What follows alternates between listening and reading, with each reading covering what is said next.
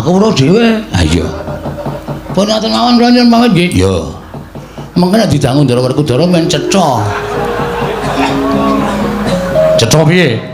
Bagong kok wis bali ora bareng karo Jlitheng kakangku. Mergo Sinundrawati kathah penggalian. Lah iya. Mergo bojone Setija dicolong wong.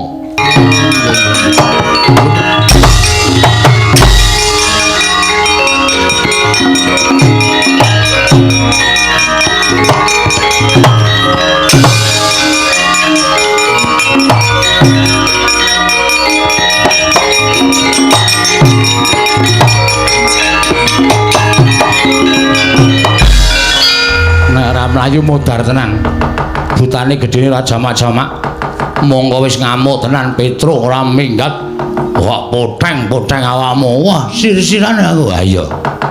Mulih wae le ya. Ning Jodipati ya, ning Jodipati. Matur Ndara Werkudara apa perlune tro nek ora ngono, ndak ora rampung-rampung. Engko nek aku sing matur Ndara Werkudara kowe ngeyohi lho, Gong. Ndak dikira ora ono seksine. Heeh. Ya. Nek Ndara Werkudara takon Petruk, apa kabeh sing tok lakoni kuwi tenan? Kowe muni, kula seksine Ndara, ngono lho, Gong. Heeh. Ngopo ile kok kaya lumrah?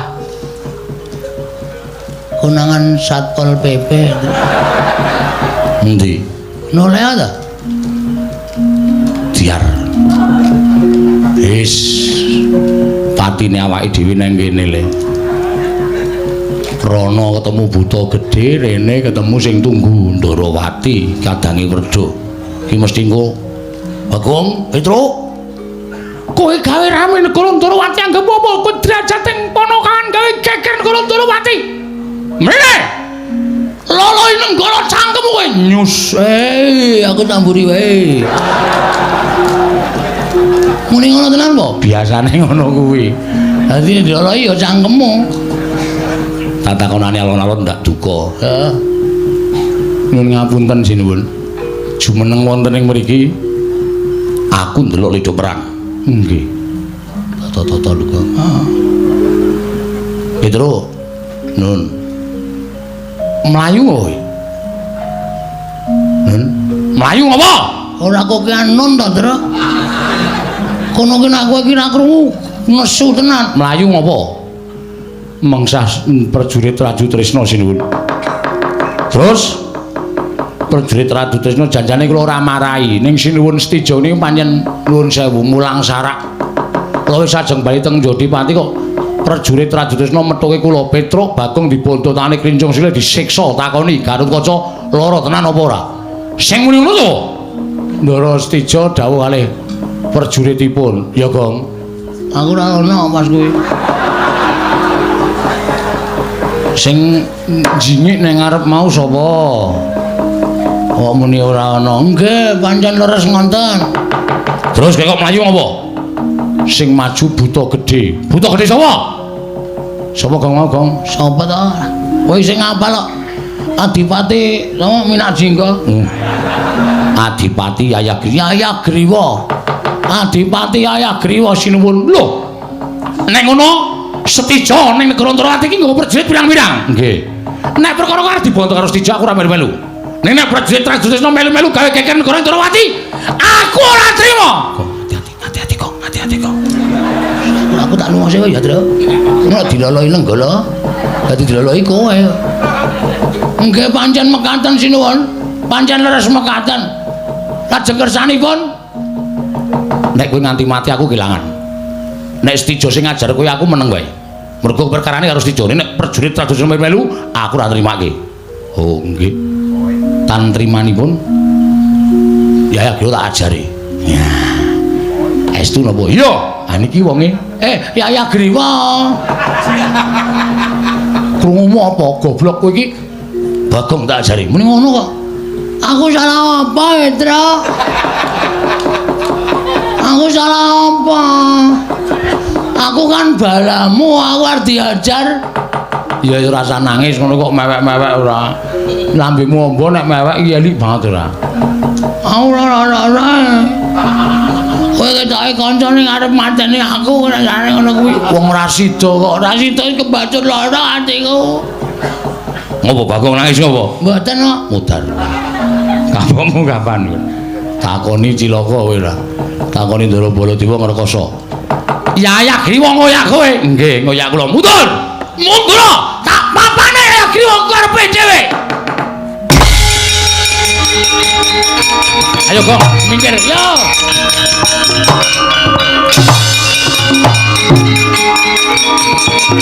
Oh.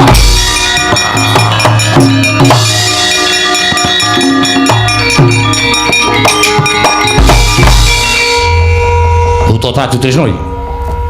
Iya, dasar kepara nyata. Mamak mripatmu kowe, ora basa karo aku. Ora weruh, aku iso. Aku weruh kowe Sinuwun Mandura. Lah, kudune kowe basa tata krama karo aku. Aku kadange tuwa Yai Prabu Ndarawati. Iki nek Negara Ndarawati, kowe nyak nang kene ketemu karo Nata Mandura ora basa, ora tata krama. Anggepmu apa? Kowe ndelikke Petruk, kowe ngayomi karo Bagong. Pancen tak dodo. Kuwi ponokawan. Nek perkara Stijo ana perkara karo Petruk karo Bagong, Stijo ngramke perkara, Stijo aja ngetyake para Wadyabala. Iki Ndarawati ora nggo jak-jak sampeyan dhewe. Sing baku aku bakal nyekel Petruk karo Bagong. Kowe nyekel karo Petruk karo Bagong? Iya. Wis tak cekel. Arep tak siksa supaya ngaku Gatotkaca. Kuwi lara apa ora? Tegese kowe nyiksa karo Petruk karo Bagong. Kowe meksa karo ponokawan. Tok kon ngaku yen Gatotkaca ora lara. Ngono ta kuwi? Iya, dasar purnata. Ayo minggat. Bali. Bali piye kowe Bali? Bali menyang ndi? Tradu Tresna. Katu Gusti Mujak Bali. Perkara iki arep dirembuk karo Yai Prabu Ndarawati apa dene panjenengan ingsun ana ing Mandura. Wong Tradu Tresna ora jag-jagan ning negarane wong liya. Ayo Bali. Bali. Taunana Windanana ora gelem bali ento durung boyong Petruk karo Bagong. Piye? Muni piye kowe? Muni piye kowe? Kowe muni piye? Kowe ora ngerti ento Nata Mandura ora Baladewa nesu. Kowe ora ngerti ento Nata Mandura ora Baladewa nesu ki piye? Aku ora nyawang sapa ning karo aku. Aja kok jamal wae kita. Dewa mudhun wae Baladewa ora nirip. Kowe netangi kamurkaning Baladewa. Kowe iso bali ora? Ora bakal bali piye? Ora bakal bali. Aduh blak tungkat cangkemmu. Ayo. Wah. Menungso ora tataran para wajah kandhane ayo. He. Najan kowe gedhe dhuwur. Mata sastra jendramu. Waten ngaji kowe kan banyo. Sabtu kali sekeni buri. Ora lakon mati kene Baladewa derajat apa? Kene Baladewa.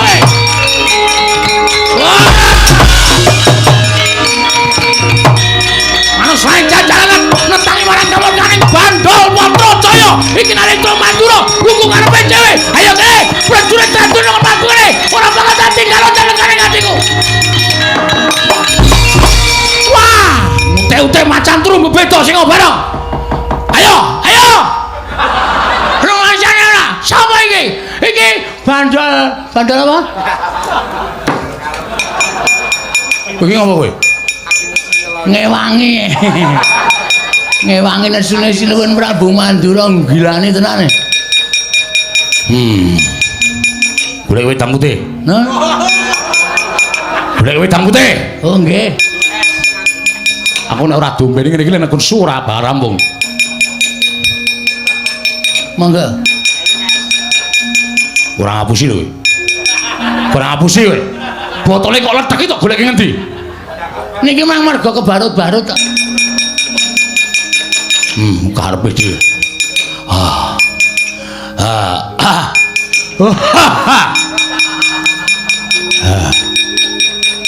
Diandran lagi niki kula weruh. Omong kok iso karo perang. Ya kowe ya. Dublak tungkat cangkemmu brus. Truk. Seksane ya, Truk. Arep ngopo? Aku seneng suar kaya Baladewa. Waduh. Wong iki rajigus kok nesu kaya Baladewa ora.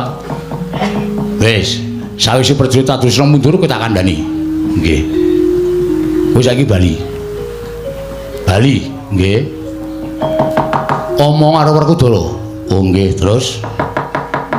Yen to Yai Prabu Ndarawati lagi jibek penggali. Mergo nampa ature anake lanang ya Stijo Bumana Kasura. Yen to Hatnyanawati bojone Stijo dicolong wong Ora kok jeneng Baladewa karo Yai Prabu Ndrawati ngarani Garkaca ora. Ning iki dadi penggaliane Yai Prabu Ndrawati ngene upaya nyandil hak Nyanawati. Oh nggih. Monggo yen to hak Nyanawati ketemu Yai Prabu Ndrawati tak derekake sowan ana ing Jodipati. Oh nggih, matur nuwun. Pun ngoten mawon nggih sinuwun. Yo, aja gawe geger, mboten. Nyun pamit nggih sinuwun. Yo sing ati-ati, aja kaya bocah cilik. Nggih. Dadi kira niku ulun bali teng Jodipati. Yo. Matur Ndara Werkudara. Yo, pancen ngono. Nek Sinuwun Ndarawati sekathah penggalian. Iya. Wis bali yo. Nggih. Ya Tra yo. Yo. Nek ora ngono ndak Ndara Werkudara tak nesu meneh. Ha iya. Mergo Ndara Werkudara nesu medeni. Aku ora dhewe. Ha iya. Pun ngoten mawon kula nyuwun pamit nggih. Yo. Mengko nek didangu Ndara Werkudara men cetha. Cetha piye? Bagong kok wis bali ora bareng karo Jliceng kakangku. Mergo Sinuwun Ndarawati kathah penggalian. Lah iya. Mergo bojone Setija dicolong wong. Oh, nggih. Nggih pun ngoten mawon nggih. Yo, sing ati-ati. Pareng. Yo. Ya Tra ya? Ya iya. Mundak Sinuwun Mandura duka meneh. Ha iya. Mergo nek nganti nesu meneh medeni aku ora dhewe, Tru. Ha iya. Pareng nggih Sinuwun. Ya sing ati-ati. Engko ndak Ndara Werkudara nakoke. Pun ngoten mawon nggih pareng. Ya sing ati-ati. Nyuwun berkah pangestu. Sing ati-ati tak pangestune muga-muga slamet ning dalan. Nggih. Dadi ra wis slamet ning dalan. Kudu paham kowe. Iya. Ngoten nggih sing pamit nggih. Ya sing ati-ati. Oh nggih.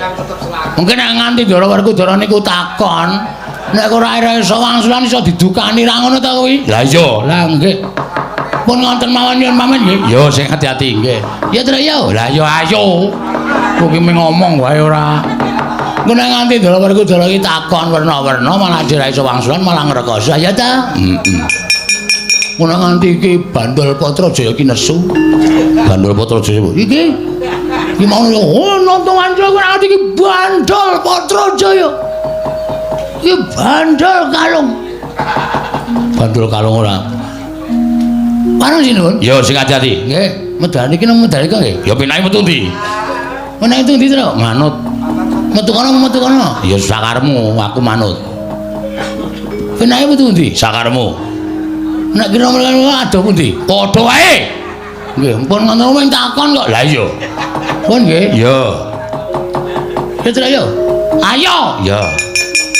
Kowe iki nyuwani-nyuwani ora. Mergo nek nganti kula mengke mboten nganti wonten pandangane iki Ndara Werkudara ndak? Iya. Ya wis kalau gawe wis. Nggih pun nyuwun pamit. Ya sing ati-ati nggih pareng. Ya. Anu nggih. Sembah kula katur Sinuwun Ndarawati. Ya engko tak aturke. Nggih. Anu kalih Raden Sencaki sinan. Ya tak kandhake. Pati Udawa. Ya. Raden Sombo. Ya tak kandhake. Nggih. Pareng ya. Tekan Jodipati Ndara Werkudara takon, "Bagong, ora bareng Jliceng." Anu kathah wonten masalah teng Ndarawati, garwane Ndara Kresna dicolong. Lho, kleru. Bojone Setija. Oh iya, Deng. Bojone pareng. Ya. Anu bojone Ndara Setija dicolong. Wah, colong sapa? Dicolong Ndara Baladewa. Piye to? Aku ora ngelong sapa-sapa. Walah, nggih ngapunten salah omong bareng. Ya. Sanes Ndara Baladewa, Ding. Lah sapa? Kula dhewe mboten ngerti. Niki masalahe. Wah, diadani ora. Ngoten niku pripun? Ya wis apik. Nggih. Bareng. Ya. Lho kok judul kene to iki? Ora aneh-aneh to? Nggih, nyuwun pamit. Ya. Ngiling-ngilingi aku barang apa? Apa iki, Kang?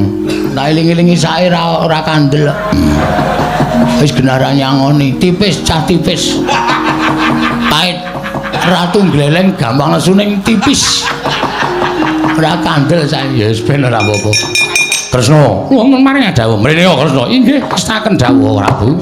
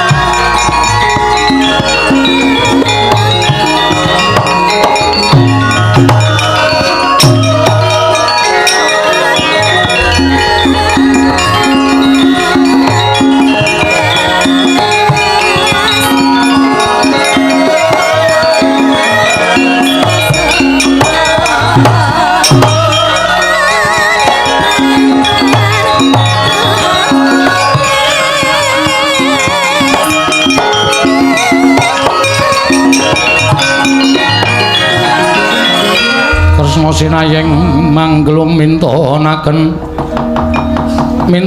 dewe kramanira kang kumitran ing asta kaneng asta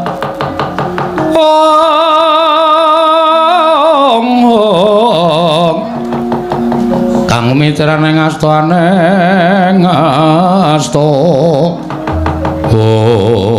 Setijo wonten timbalan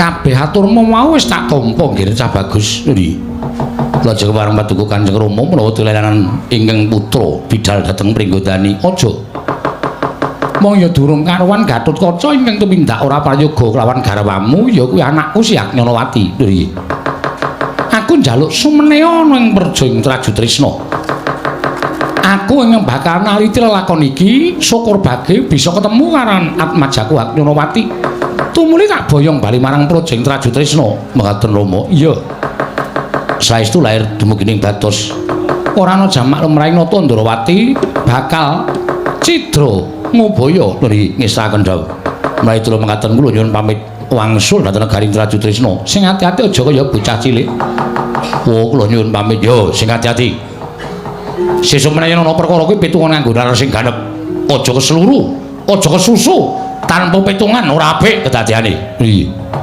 durung karuan Gatotkaca ingkang tumindak ala mula perkara iki bakal diteliti lawan wong atuamu yai Prabu Kresna nggih ngestaken dawuh menawi kula mekaten kula sampun marem raos sing manah kula lan tansah ngantu-antu rawuhipun Kanjeng Rama sarangan kalian pun Yai Agnyanawati iya aku mesti prapta ing Trajutrisna nggih ngestaken dawuh nyuwun pamit Rama sing ati-ati aja kaya bocah cilik kula nyuwun pamit yo sing ati-ati aja kaya bocah cilik Setijo Gumanura Kasura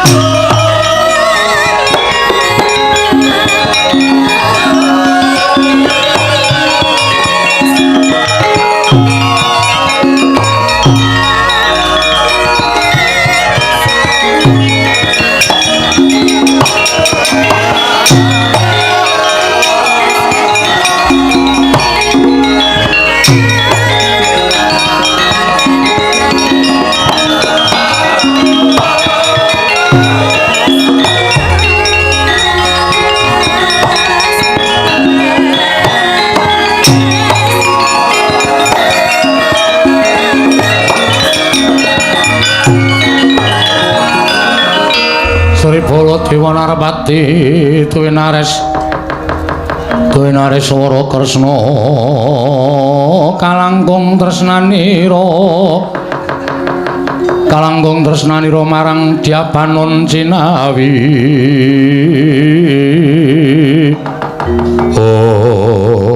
Koko Prabu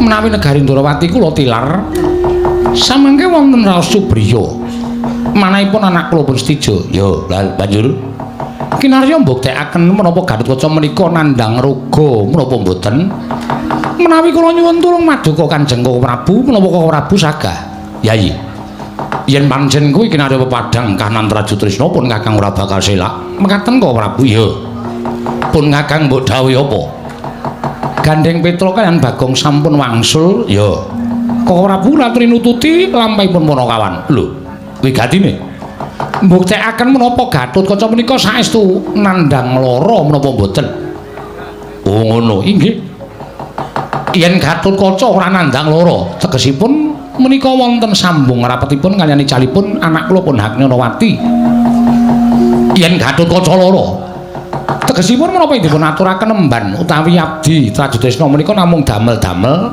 namung badhe benthik-benthikaken Trajudresna kaliyan Pringgondani. Ngono Kresna. Inggih. Ya. Yen to pancen kaya mengkono pun Kakang njaluk pamit. Tak tututane lakune Petruk karo Bagong supaya iso bareng ngene sowan ana ing Jodipati. Tilik karo adhiku lanang Werkudara. Koko Prabu sembah kula ingkang ngwiring Jengkar Paduka. Iya, Yai Prabu Ndrawati.